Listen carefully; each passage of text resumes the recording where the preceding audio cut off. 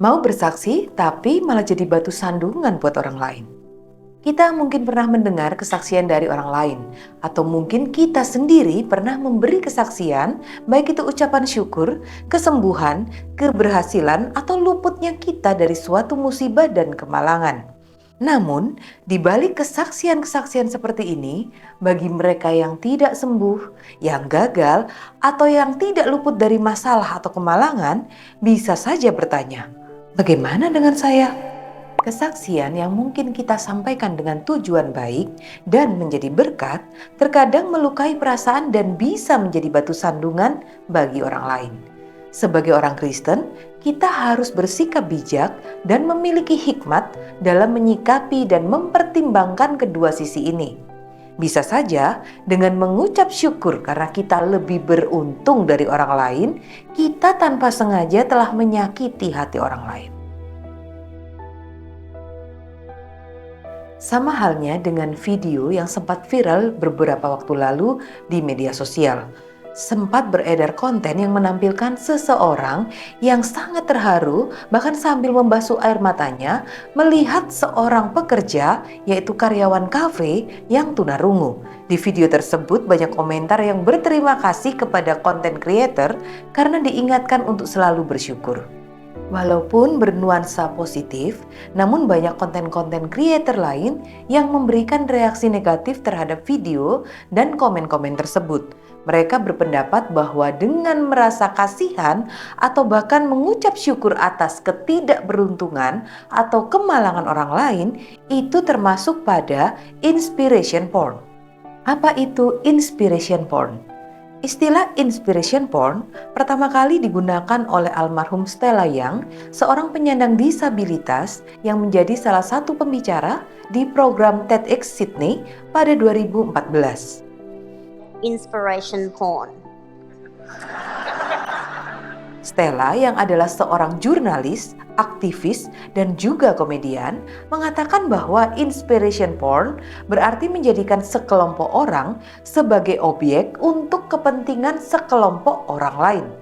Dalam konteks disabilitas, inspiration porn mungkin mengacu kepada menjadikan orang-orang disabilitas sebagai objek untuk inspirasi bagi orang-orang non-disabilitas. Hal ini terlintas oleh Stella ketika ia sedang mengajar kajian hukum di sebuah SMA. Setelah mengajar 20 menit, seorang murid bertanya kapan ia akan mulai memberikan ceramah. Stella yang merasa kebingungan bertanya ceramah macam apa yang dimaksud oleh murid ini, karena ia kan sedang mengajar di kelas. Lalu murid itu melanjutkan bahwa biasanya orang yang duduk di kursi roda dan datang ke sekolah akan memberikan ceramah inspirasi. Inspirational stuff? Mulai dari situlah, Stella menyadari bahwa orang disabilitas seringkali dijadikan sumber inspirasi. Stella yang sejak lahir dengan kondisi disabilitas seringkali mengalami inspiration porn. Pada usianya 15 tahun, ia pernah dinominasikan untuk menerima penghargaan prestasi dari masyarakat.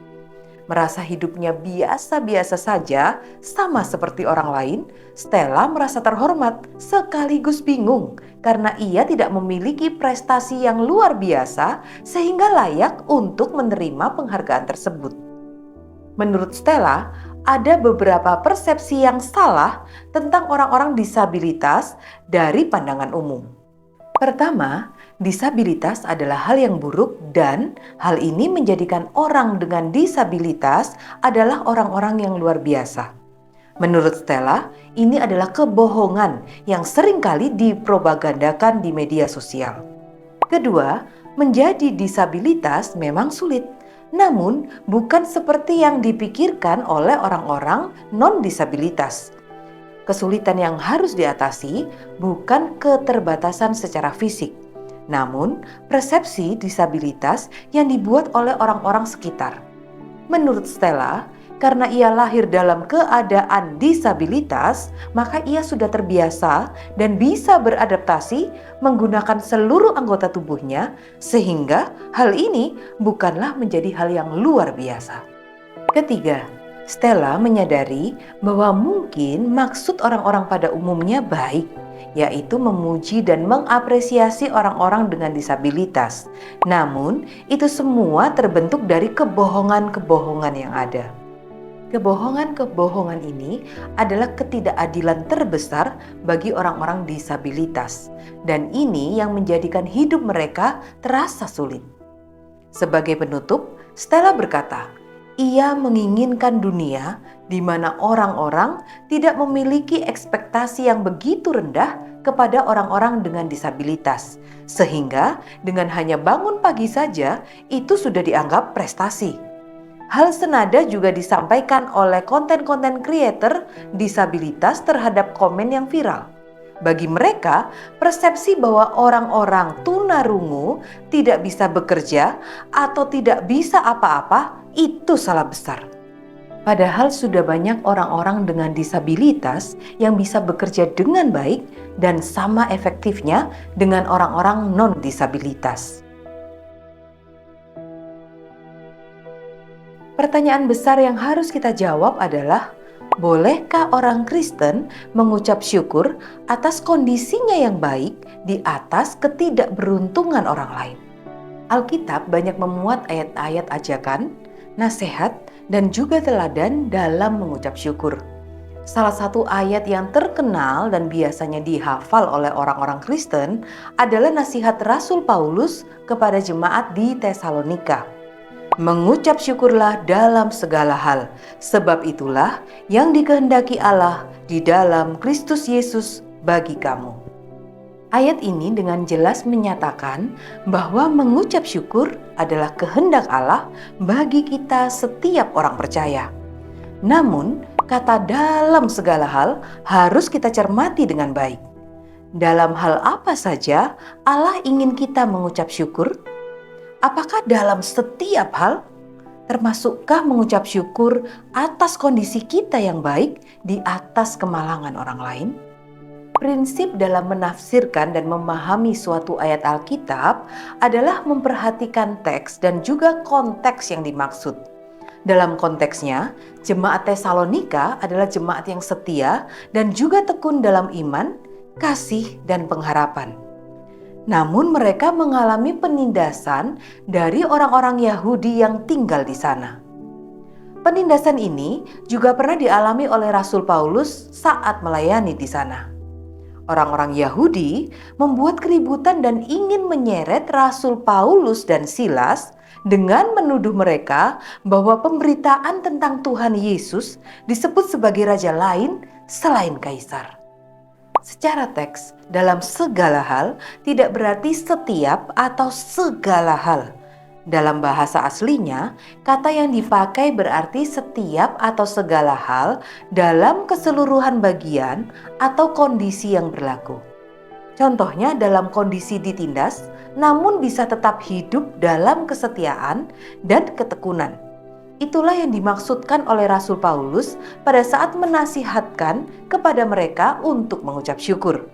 Dengan kata lain, Rasul Paulus menasihatkan jemaat Tesalonika untuk mengucap syukur atas keadaan baik dan juga tidak baik yang mereka alami sendiri. Objek ucapan syukur kita hanyalah kepada pribadi dan karya Allah sendiri. Kita bisa mengucap syukur atas kebesaran pribadi Allah dalam penciptaan dan keselamatan kita.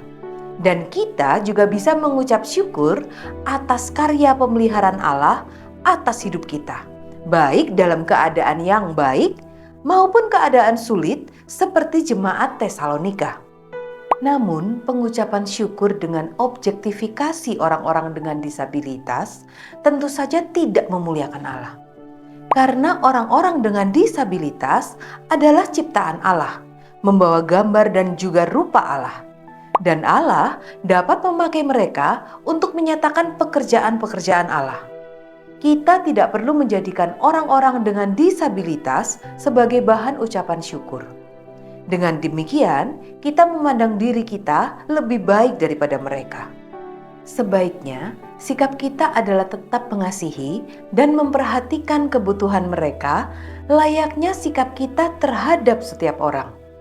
Walaupun dunia memiliki persepsi yang negatif atau buruk kepada orang-orang dengan disabilitas, namun kita harus tetap menyatakan kasih seperti kepada orang lain.